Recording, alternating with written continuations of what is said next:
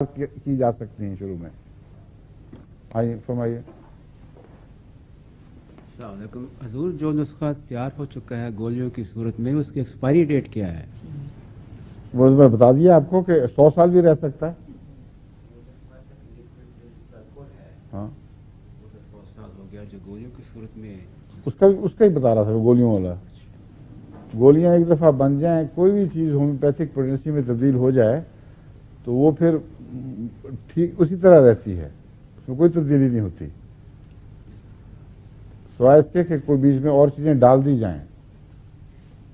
اپنی شیشے میں محفوظ پڑی ہوئی ہے، کوئی تبدیلی نہیں ہوتی.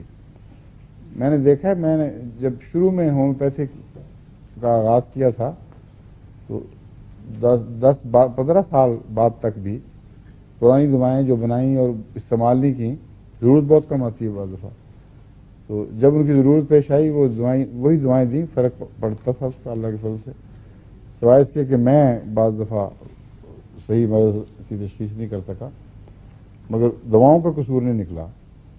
تو دوائیں کام کرتی ہیں، مگر جو غیر ذمہ دار ہومیوپیتھ سٹورز ہیں ان پر اعتبار نہیں، کیونکہ بعض دفعہ وہ چٹے نہیں لگاتے وقت کے اوپر، کسی پر کچھ لگا دیا، کہیں وہ بدبودار جگہ میں یا کمفر پاس کھولا ہوا ہے اس کے ساتھ دوائیں کھول دی ہیں.